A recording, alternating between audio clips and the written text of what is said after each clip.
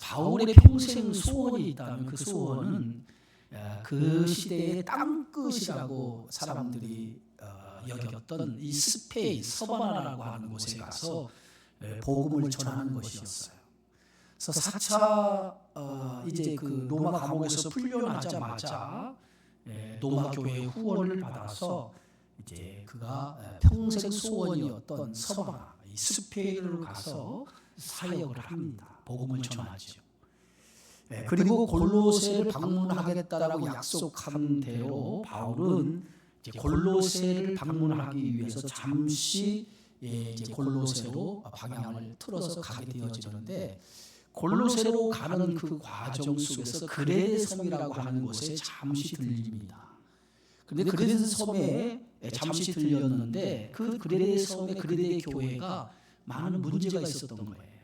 그래서 그 문제를 해결하기 위해서 자신이 신임했던 디도를 그 그레데 섬에 남겨두고 바울은 다시 소아시아 지방인 이 골로새 지역을 방문해서 골로새 교회를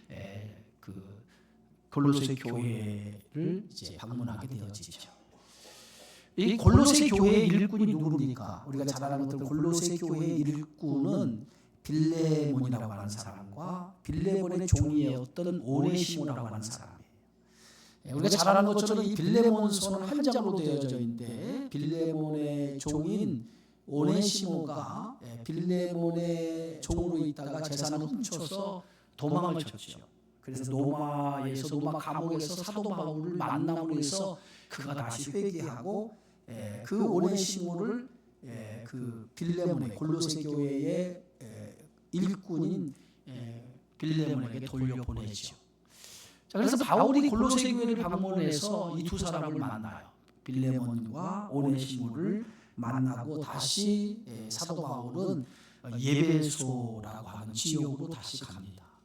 근데 예배소 하면 상당히 바울에게 있어서 그 사역에 있어서 가장 중요한 지역 가운데 하나예요. 3년이라고 하는 긴 시간 동안에 예배소에 머물면서 복음을 전했던 장소가 예배소 교회거든요. 그래서 예배소라고 하는 이 지역에서 3년을 머물면서 교회를 세웠는데, 바울은 예배소를 떠나게 되어지죠. 그리고 나서 다시 이제 예배소를 방문하게 되어집니다. 근데 예배소를 다시 방문해서 보니까 이 예배소 교회가 상당히 많은 문제를 안고 있었어요. 왜냐하면 바울이 자신이 떠나면서 염려가 있었거든요. 그 염려가 뭐냐면, 오늘 사도행전에 보면 자신이 떠나고 나서 사나운 일일 때가 교회 안에 침투할 것에 대해 염려를 가졌어요. 그래서 밀레노라고 하는 곳에서 예배소 장로님들을 불러다가 내가 떠나고 나면 이 교회 안에 사나운 일일 때가 들어와서 교회를 어지럽게 할 수 있다고 하는 얘기를 해요. 그 사나운 일일 때라고 하는 그 표현이 뭐예요? 거짓 교사들, 이단이 들어와서 성도들의 믿음을 미혹하게 될 거라는 거예요. 그때에 바울이 그 장로님들에게 부탁하는 말씀은 딱 한 가지였어요. 은혜의 복음으로 그 거짓된 교사들이 들어오면 그 거짓된 교사들을 은혜의 복음으로 물리치라는 거예요. 하나님의 말씀으로 물리치라고 그들에게 권고를 하죠. 그런데 바울이 다시 예배소를 방문해서 보니까 예배소 교회 안에 이러한 이단, 거짓된 교사들이 교회 안에 들어와서 교회를 어지럽게 하고 있는 걸 보게 되었어요. 이것을 보고 바울은 그곳에 오래 머물러 있을 수가 없어서 자신의 영적인 아들인 디모데를 그 예배소 교회의 담임자로 세워놓고 자신은 저 마게도냐 지방인 빌립보로 가게 되어집니다. 그래서 이 빌립보라고 하는 곳에 도착을 해서 복음을 전하다가 자신이 남겨둔 두 사람, 그레데 섬에 남겨뒀던 디도와 또 예배소 교회에 남겨뒀던 이 디모데에게 서신을 쓰게 되어지죠. 그 서신이 디도서와 이 디모데 전서라는 전서의 말씀이에요. 오늘 디모데전서 1장 우리가 1절과 2절의 인사말을 보면 이렇게 써 있어요. 우리 구주 하나님과 우리의 소망이신 그리스도 예수의 명령을 따라 그리스도 예수의 사도된 바울은, 이렇게 인사말이죠. 1절과 2절의 인사말인데 여기서 인사말 가운데 독특한 단어가 하나 있어요. 우리 구주 하나님이라고 하는 표현이 있어요. 우리 구주. 이 우리 구주라고 하는 이 표현은 당시 쉽지 않은 표현이에요. 흔히 쓰지 않는 표현인데, 당시의 구주라고 하는 말은 헬라어로 소테로스라고 하는 말인데, 이 당시는 노마가 지배하던 시대예요. 노마가 지배하던 시대고, 문화는 헬라 문화가 지배하는 시대였어요. 그래서 이 구주라고 하는 이 단어는 당시 그 헬라 문화의 최고의 신 하면은 제우스 신을 가리켜요. 그래서 제우스 신에게 붙여진 이름이 뭐냐면 구주라고 하는 이름이었어요. 구주. 그러니까 제우스가 구주라고 이렇게 불렀단 말이에요. 또 하나 이 시대는 노마가 세계를 지배하는 시대이기 때문에 노마의 황제가 최고예요. 최고. 그래서 노마 황제를 신격화해서 부르는 칭호 가운데 하나가 뭐냐면 구주라고 하는 칭호예요. 이렇게 당시 헬라 문화에서는 최고의 신 제우스에게 구주라고 했고, 노마 황제를 신격화하기 위해서 부르던 그 칭호 중에 하나가 이 구주라고 하는 칭호인데, 오늘 바울은 그 구주를 어디에 누구라고 하고 있습니까? 오늘 성경 말씀에 보면 우리 구주 하나님이라고 얘기하고 있어요. 이런 노마가 지배하는 이 시대 속에서 바울이 하나님을 구주로 고백한다. 이것은 어떤 의미를 가지고 있냐면, 제우스나 노마 황제가 구주가 아니라 오늘 하나님이 만물을 창조하신 분, 그분이 하나님인데 그분이 이 세상의 구주라고 고백하고 있는 거예요. 그래서 오늘 이 고백 속에서 담겨진 인사말 속에 바울은 무엇을 얘기하고 있느냐? 오직 유일한 세상의 구주는 노마 황제도 아니고 제우스도 아니고 누구만이 구주라? 저희에서 우리를 구원하신 예수 그리스도 하나님만이 우리의 영원한 구주이시다라고 하는 것을 지금 밝히고 있는 거예요. 또 두 번째로 오늘 이 인사말 속에 담겨진 게 뭐냐면 우리의 소망이신 그리스도라고 했어요. 우리의 소망이신 예수 그리스도. 하나님의 세상이 주는 소망이 아니라 하나님 주신 소망, 그 소망이 누구예요? 소망의 근거가 뭐예요? 예수 그리스도만이 우리의 소망이라고 오늘 바울은 밝히고 있어요. 이 말은 지금 로마 시대에 지금 로마 황제로부터 그리스도인들이 대단히 많은 환난과 핍박을 받고 있는 시대예요.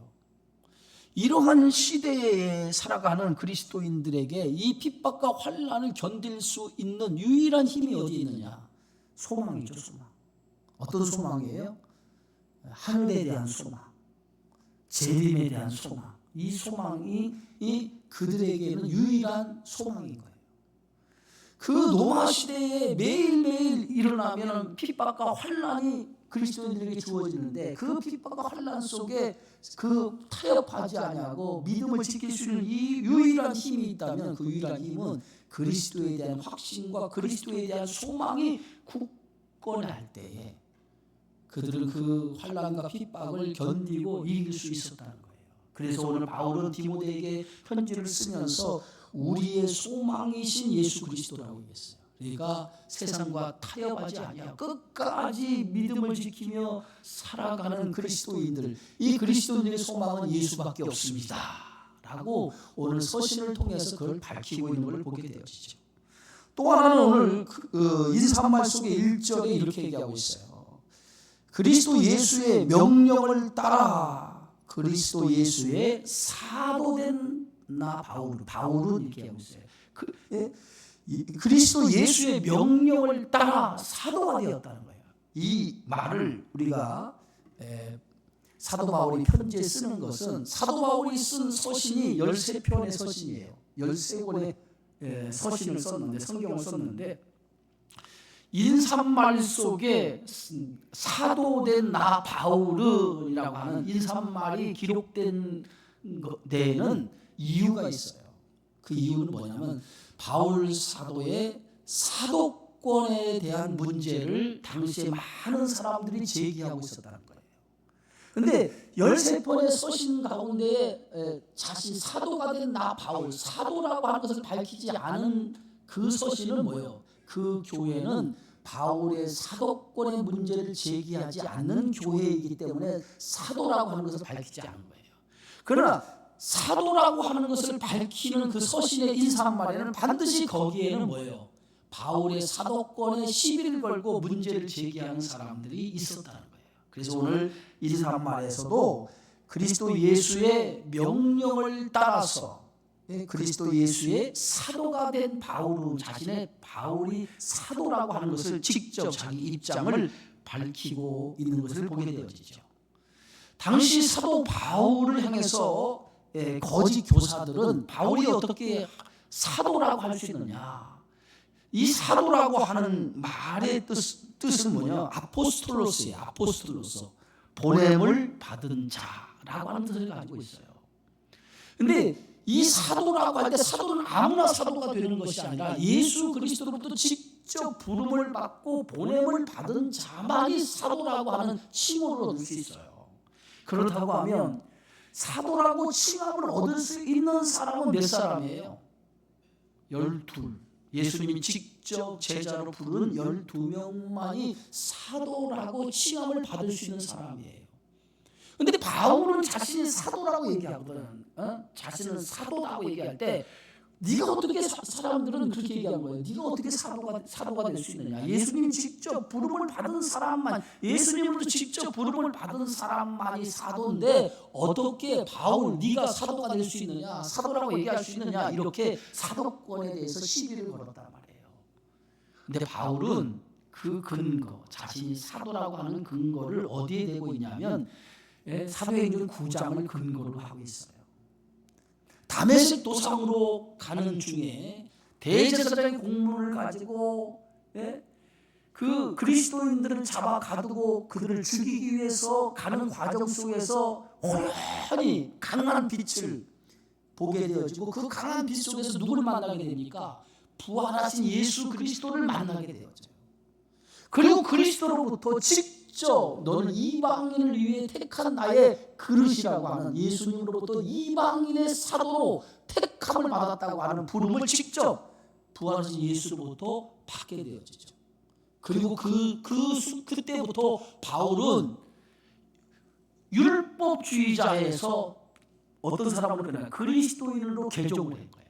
그때부터 바울의 삶은 그리스도 복음을 전하는 자의 삶을 살아가게 되어지죠.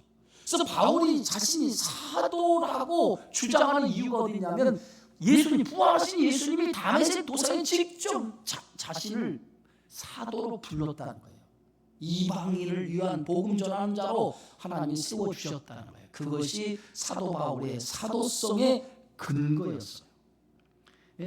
그런데 사람들은 그 사도 바울의 직접 예수님이 부르지 않았다고 하면서 사도 바울이 사도라고 인정할 수 없다는 거예요. 왜 사도 바울의 사도권에 대해서 시비를 겁니까? 그 이유는 바울이 전한 복음 자체가 거짓이라고 그들이 주장하기 위해서 바울의 사도권의 문제를 삼았던 거예요.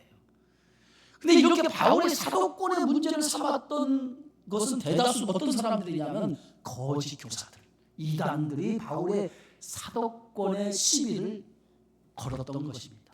그래서 바울은 오늘 인사말 속에서 오늘 그리스도 예수의 명령을 따라 내가 사도가 된 것은 예수님의 명령에 의해서 내가 사도가 되었다라고 하는 것을 분명히 밝히고 있는 걸 보게 되어지죠. 두 번째, 오늘 2절에 보면 믿음 안에서 참 아들된 디모데에게 편지한다고 했어요. 믿음 안에서 참 아들된 디모데에게. 오늘 디모데는 바울이 선교 여행을 통해서 결실로 맺은 믿음의 아들이었어요. 그래서 이 바울은 어떻게 보면 영적으로 난 아들이라고 생각해 보셨어요. 영적으로 난, 자기가 선교를 통해서 복음을 전함을 통해서 낳은 복음의 아들, 믿음의 아들이었어요. 그래서 디모데는 누구보다도 바울의 의중을 잘 아는 사람이었고, 그래서 누구보다도 바울의 의중을 잘 알았기 때문에 바울은 이 디모데를 그 예베소 교회의 거짓 교사로부터 예베소 교회를 지키기 위해서 예베소 교회에 남겨두었던 것을 보게 되어지죠.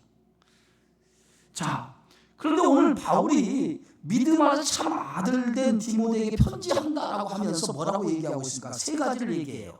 하나님 아버지와 그리스도 예수 우리 주께로부터 은혜와 긍휼과 평강이 내게 있을지어다 라고 얘기합니다. 그런데 여러분 이것도 자세히 보면 사도 바울이 쓴 서신의 인사말에 보면 인사말과 약간 다른 것을 발견할 수 있어요. 무엇을 발견할까요, 여러분들? 바울이 쓴 서신의 인사말을 가만히 보면 그 인사말의 대부분이요, 은혜와 평강이 너희에게 있을지어다 이렇게 얘기를 해요. 은혜와 평강을 얘기합니다. 그런데 오늘 이 디모데에게 편지를 보내면서 은혜와 평강 말고 그 사이에 뭐가 들어있죠? 긍휼이 들어있어요. 한 가지를 더 첨가해서 편지를 쓰고 있어요. 하나님의 은혜와 긍휼과 평강이 내게 있을지어다 라고 오늘 다른 서신과는 달리 은혜와 평강과 긍휼을 오늘 은혜와 긍휼과 평강을 얘기하고 있어요. 자, 여러분 은혜와 은혜, 긍휼, 평강은 구원의 순서입니다. 반드시 이 순서가 바뀌면 안 돼요. 평강과 긍휼과 은혜 이렇게 순서가 바뀌면 안 돼요. 이건 구원의 순서예요. 구원의 순서. 대단히 중요한, 간단한 것 같지만 대단히 중요한 것을 인사말에 담아놓고 있어요. 여러분 은혜라고 하는 게 뭐예요? 카리스죠. 선물이라고 하는 말인데, 그리스도의 십자가의 구속의 은혜로 우리가 죄에서 구원받은 거예요. 구원받았기 때문에 우리가 뭐가 됐죠? 하나님의 자녀가 된 거예요. 그러니까 이 구원, 먼저 우리를 하나님의 자녀로 만드신 사건이 하나님의 은혜의 사건이에요. 구원의 사건이란 말이에요. 그래서 가장 중요한, 우리가 하나님의 은혜를 힘입었기 때문에 그 은혜를 힘입은 자에게 나타나는 결과가 뭐냐면 그게 평강이에요. 평강이 뭐예요? 하나님과의 관계가 깨졌는데, 그게 뭐예요? 하나님 관계가 깨진 것이 뭐예요? 그게 죄가 들어온 거잖아요. 죄가 들어와서 하나님 관계가 깨졌는데 그리스도의 십자가 피를 통해서 이 깨진 관계가 뭐예요? 다시 회복이 되는 거죠. 그래서 하나님과의 관계가 깨진 것이 뭐냐면 이 인간의 평강이, 하나님 주신 평강이 깨진 거예요. 평강이 깨진 거예요. 그런데 그리스도의 십자가 피를 통해서 깨진 그 하나님 관계가 회복됨으로 해서 다시 인간의 뭐가 회복됩니까? 평강이 회복되는 거예요. 그래서 은혜와 평강이 너희에게 있을지어다라는 거예요. 그게 구원의 순서를 가리키는 건데, 여기에 보면 은혜라고 하는, 긍휼이라고 하는 단어가 더 들어가 있어요. 이 긍휼이라고 하는 게 뭐냐? 오늘 지금 이 디모데에게 맡겨진 사명이 뭐예요? 디모데에게 맡겨진 사명은 거짓 교사들, 이단들이 그 예배소 교회 안에 침투해 왔거든요. 예배소 교회 안에 이단들이 침투해 온 그 이단들을 막아내라고 하는 그 막중한 임무를 누구에게 주냐면 이 디모데에게 준 거예요. 그러면 디모데는 그 이단 거짓된 교사들과 싸우기 위해서는 그들이 영적으로 어떻게 해야 됩니까? 영적으로 무장되어 있어야 돼요. 영적인 힘이 있어야 돼요. 그럼 영적인 힘이 있게, 이 힘은 어디서부터 옵니까? 하나님으로부터 오는 거죠. 거짓된 교사들을 막아낼 수 있는 영적인 힘은 하나님으로부터 오는 거예요. 그게 뭐예요? 하나님의 도움을 구하는 게 뭐예요? 그게 긍휼이라는 거예요. 네가 지금 이 예배소 교회 안에 침투해 있는 거짓된 교사들과 싸우기 위해서 오늘 긍휼을 얻기를 원한다는 거예요. 그 긍휼, 하나님의 도움이 강력하게 너에게 임해서 그 하나님의 도움의 힘을 통해서 네가 뭐예요? 예배소 교회 안에 들어온 거짓된 교사를 막아내기를 원한다라고 하는 그러한 의미에서 인사말에 은혜와 긍휼과 평강을 오늘 바울이 오늘 서신의 2절에서 그렇게 기록해 놓았다는 거예요. 자, 그러면 오늘 바울은 그런 의미에서 3절을 이렇게 말하죠. 이렇게 3절에 보면 내가 마게도냐로 갈 때에, 그랬어요. 마게도냐로 갈 때, 바울이 마게도냐로 갈 때에 너를 권하였다는 거예요. 너를 권하였.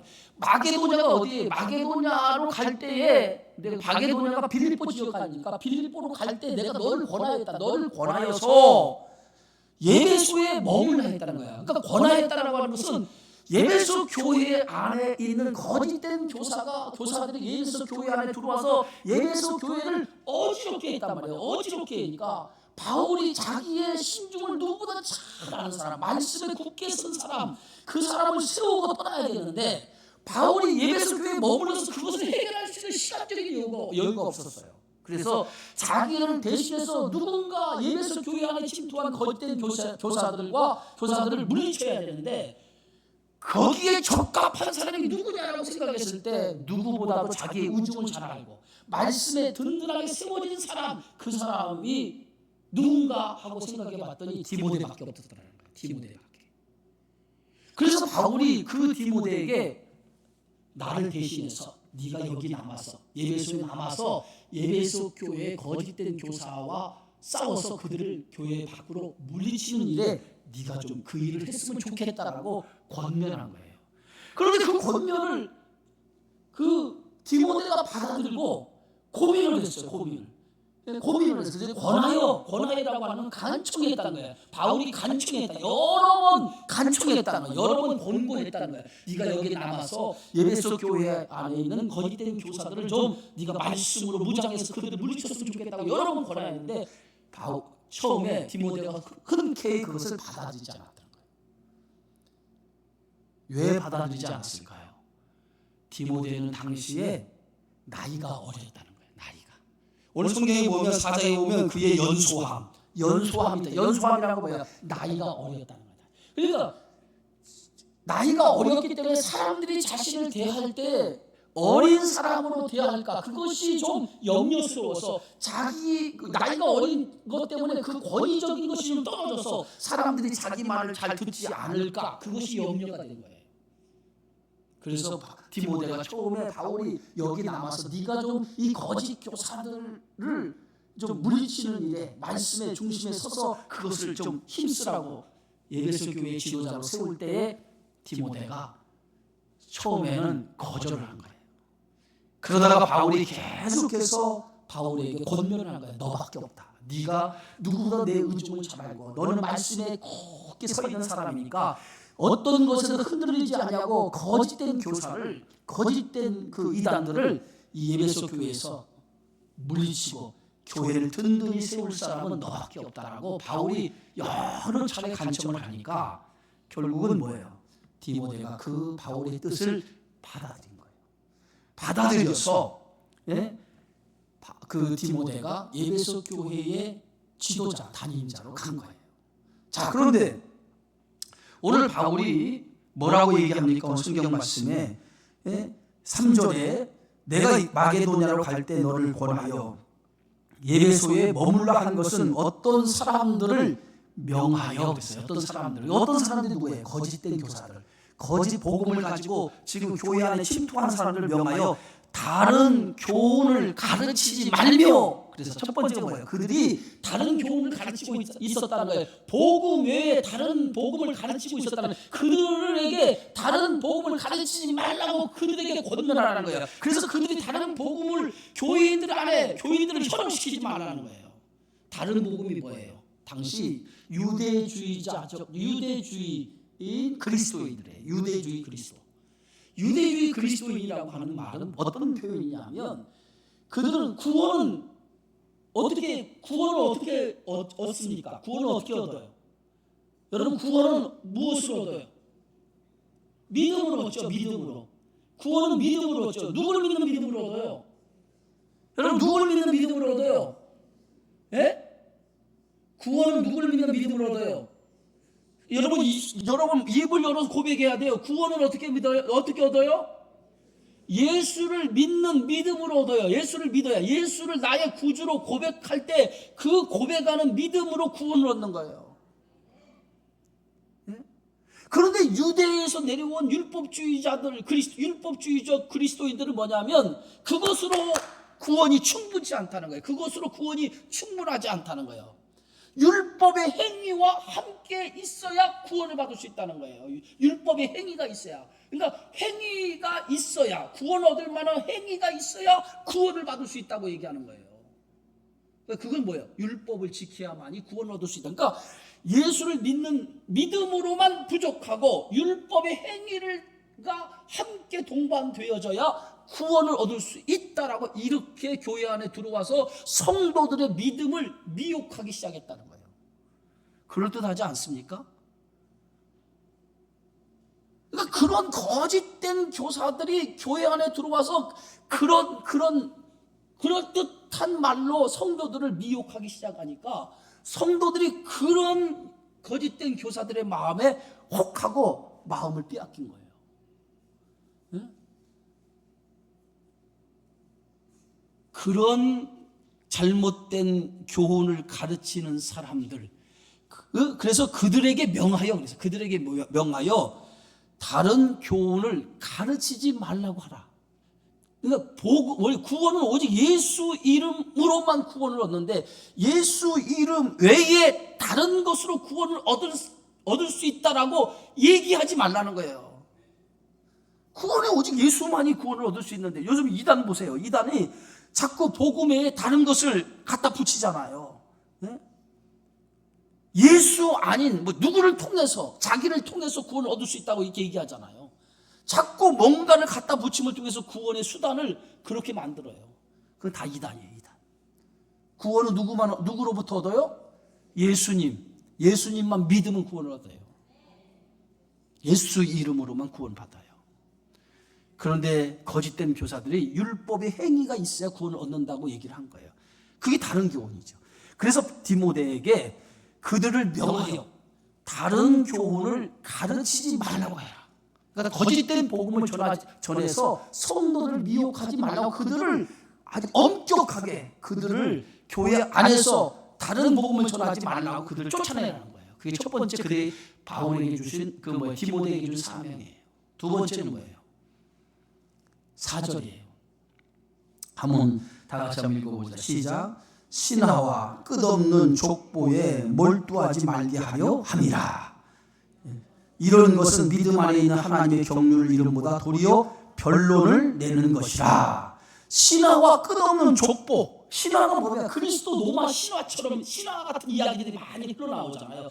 당시에 이 신화 같은 이야기를 성경에 끌어다가 그것을 마치 복음인 것처럼 꾸며서 얘기하는 설화들, 이야기들이 굉장히 많은데 그 신화 같은 이야기를 성경에 빗대서 얘기하는 경우가 굉장히 많았단 말이에요. 그래서 성도들의 신앙을 미혹하는 사람들이 대단히 많은 그러한 때에 그 교회 안에 이렇게 유대주의 율법주의만 들어온 것이 아니라 당시에 가장 교회를 어지럽게 하는 그 사상 가운데 하나가 어떤 사상이냐면 영지주의예요. 영지주의가 들어와서 그 영지주의가 교인들의 신앙을 어지럽게 하고 이 신화와 이러한 족보를 들어서 영지주의 신앙을 통해서 성도들의 신앙을 미혹했단 말이에요. 여러분 영지주의라고 하는 것 제가 첫 시간에 설명했죠. 영지주의가 영은 선하고 육은 악하다고 이원론적인 사고를 가진 사상이 영지주의예요. 제가 여러 번 얘기했기 때문에 여러분에게 영지주의 얘기 안 해도 영지주의가 어떤 건지 알 거예요. 그런 영지주의 사상이 교회 안에 들어와서 교인들을 어지럽게 했다는 거예요. 그러니까 교회 안에 다양한 이단들이 들어와서 성도들의 신앙을 지금 미혹하기 시작한 거예요. 자, 그래서 오늘 성경 말씀의 4절에 이런 것은 믿음 안에 있는 하나님의 경륜을 이름보다 도리어 뭐예요? 변론을 내는 거다. 이 변론이라고 하는 게 뭐냐? 다툼과 싸움을 낸다는 거예요. 그러니까 분쟁을 이렇게 그런 것들이 바른 신앙을 가진 자들과 함께 분쟁의 요소로 만드는 사람들이라는 거예요. 분쟁의 요소로. 그러니까 교회 안에 다른 생각을 가지고 다른 복음을 들어와서 자기 복음을 자기 것을 주장하는 사람 때문에 교회가 나누어지고 싸움과 다툼이 일어난다는 거예요. 그러니까 결국은 그게 뭐예요? 하나님이 원하시는 거 아니잖아요. 그런 것으로부터 성도들의 신앙을 지켜내는 것. 그것이 누구의 사명이에요? 디모데에게 주신 사명이라는 거예요. 사명. 예? 그래서 오늘 5절에 이렇게 말합니다. 이 교훈의 목적은 뭐예요? 청결한 마음과 선한 양심과 거짓이 없는 믿음에서 나오는 사랑이거든. 분명하게 이 교훈, 내가 편지를 쓴 목적이 어디냐? 바로 거짓된 교사를 물리치고 청결한 마음과 선한 양심과 거짓이 없는 믿음에서 나오는 사랑을 갖기를 너희들에게 원해서 이 편지를 쓴다는 거예요. 예? 그러면 교회가 존재하는 목적이 뭐예요? 교회가 존재하는 목적은 교회가 행하는 모든 것은 그리스도의 사랑을 이루는 것이 교회가 존재하는 거예요. 이것이 교회의 목적이 교회가 가야 되는 방향이에요. 당시의 헬라 문화에서 사랑하면 사랑의 네 가지가 있었어요. 사랑하면 우리는 단어적으로 사랑하면 러브 하나만 있는데 헬라적인 사랑은 네 가지 사랑이 있었어요. 여러분이 잘 아는 건 첫 번째 사랑이 뭐예요? 예로스적인 사랑. 잘 많이 듣잖아요. 예로스의 사랑이 뭐예요? 남녀 간의 사랑. 그게 예로스예요. 남녀 간의 사랑. 두 번째 사랑하면 헬라적인 문화에서 사랑은 두 번째 사랑인데 그 사랑이 뭐예요? 필레오의 사랑이 있어요. 필레오는 뭐예요? 우정. 친구 간의 사랑. 우정도 하나의 사랑이잖아요. 우정. 그걸 필레오의 사랑이라고 해요. 세 번째 그 사랑은 뭐냐면 스토로게가 뭐냐면 가족 간의 사랑이에요. 이 가족 간에 서로 사랑하는 거. 그게 스토로게의 사랑이에요. 네 번째 헬라에서 사랑하는 사랑의 단어가 뭐예요? 우리가 잘 아는 것처럼 무조건적인 사랑이에요. 그 무조건적인 사랑이 뭐예요? 아가페. 지금 오늘 바울이 얘기하는 것은 믿음에서 나오는 사랑, 이거는 할 때 믿음에서 나오는 사랑은 어떤 사랑을 가리킬까요? 이 네 가지 중에서 아가페적인 사랑이에요. 무조건적인 하나님의 사랑, 무조건적인 사랑을 가리키는 거예요. 예? 자, 그런데 이 청결한 마음과 선한 양심과 거짓이 없는 믿음에서 나오는 사랑이라고 하는데, 이 청결한 양심이라고 하는 게 뭔지, 청결한 마음이라고 하는 것은 여러분 하나님 앞에 제물을 드릴 때 그 제물은 아무거나 드리지 않잖아요. 제물로서 합당한 것으로만 제물이 돼야 돼. 그러면 제물에 합당한 것은 뭐예요? 흠 없는 것, 점이 없고 흠이 없는 것만이 하나님 앞에 뭘로 드려요? 제물로서 합당한 거예요. 이 말은 뭐냐면 청결한 마음이라고 하는 것은 순전, 하나님 앞에 점이 있고 흠 없는 마음을 가지라는 거예요. 하나님 흠 없고 순전한 마음을 뜻하는 것이 청결한 마음이에요. 두 번째는 뭐예요? 선한 양심. 선한 양심이라고 하는 것은 하나님의 말씀을 근거로 한 마음을 가진 하나님의 말씀. 여러분, 이것도 좋고 저것도 좋고 모든 것이 좋아 이게 좋은 것 같죠? 그렇지 않아요. 옳고 그름이 분명해야 돼. 성도는 옳고 그름이 분명해야 되는데 그 옳고 그름의 기준이 뭐예요? 판단이 뭐예요? 하나님의 말씀이에요. 옳고 그름이 하나님의 말씀이란 말이에요. 말씀에 옳은 것이 우리가 옳은 거예요. 내가 옳은 것이 옳은 것이 아니에요. 예? 내가 옳은 것이 옳은 것이 아니라 뭐에 옳은 거야 돼? 하나님의 말씀이 옳은 거의 기준이란 말이에요. 내가 옳다고 생각하는 것이 옳은 것이 아니라 성도의 옳은 것은 하나님의 말씀에서 말하는 것이 옳은 거예요.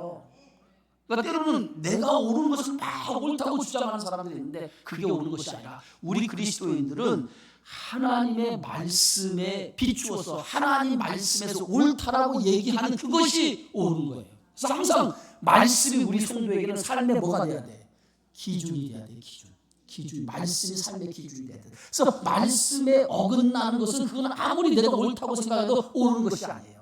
그래서 하나님의 말씀의 기준에 대해서 그 기준으로 옳고 그름을 판단할 줄 아는 지혜로움이 우리에게 있어야 돼요.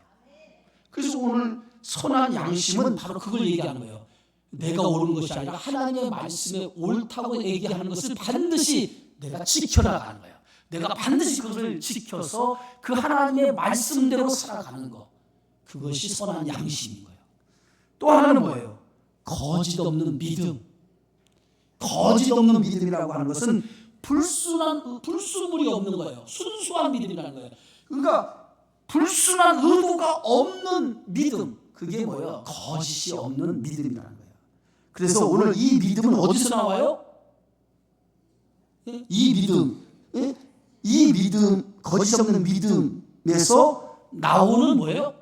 사랑이라는 아가페적인, 정말 아가페적인 그리스도의 하나님의 사랑을 갖게 되어지면 하나님의 사랑에서 이 세 가지를 갖게 되어진다. 그래서 지금 지금 디모데에게 권면하는 것은 뭐냐? 지금 교회 안에 누가 침투했어요? 거짓된 교사.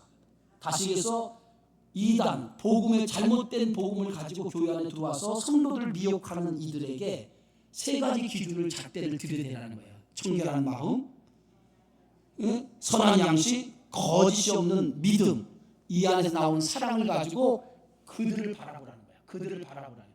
그리고 그들을 그렇게 대해서 교회 안에 성도들이 그들로 인해서 신앙이 무너질 일이 없도록 막아내라는 거예요. 이것이 디모데에게 주는 하나님의 말씀이었어요. 바울이 주는 권면의 말씀이었어요. 오늘 제가 이 말씀을 여러분에게 하는 이유는 오늘날 이단들이 얼마나 많습니까? 이 거짓된 이단들이 교회 안에 들어와서 오늘 기존 교회에 들어와서 교회를 무너뜨리는 세력들이 대단히 많아요. 근데 성도들이 그 교인들이 막 열심히 하고 잘하면 무조건 그 사람들이 열심히 있고 잘하는 것으로 생각하는 아니에요. 분별할 수 있는 영이 있어야 돼요. 그 분별의 영이 뭐냐면 하나님의 말씀 앞에 바로 서야 돼요, 여러분들이. 그래서 말씀을 가지고 그들을 분별해야 돼요. 그들이 정말 청결한 마음을 가지고 있는가. 또 하나 오늘 성경의 말씀을 보니까 선한 양심이 있는가, 거짓이 없는 믿음이 있는가를 볼 줄 아는 그러한 눈이 있어야 돼요. 그래서 그 이단을 구분해서 그 이단으로 하여금 교회가 무너지지 않도록 지키는 사명이 누구에게 있어요? 저와 여러분에게 있는 거예요. 성도는 항상 말씀에 굳게 서야 돼요. 말씀에 굳게 서야 절대로 넘어지지 않아요. 그래서 디모데에게 주신 말씀은 하나님의 말씀에 굳게 서라는 거예요. 굳게 서서 그 하나님 말씀으로 서서 그 말씀을 가지고 이단을 구별하고 이단을 교회 밖으로 몰아내서 교회를 지키는 일에 힘쓰고 애쓰는 하나님의 사람이 되라고 하는 것이 바울의 서신의 첫 번째 인사의 목적이에요. 아무쪼록 여러분은 이러한 혼란한 세대에 믿음을 지켜서 우리가 거짓된 복음으로 우리 신앙을 지켜나가는 저와 여러분의 신앙이 되어지기를 주의 이름으로 축원합니다. 기도합니다.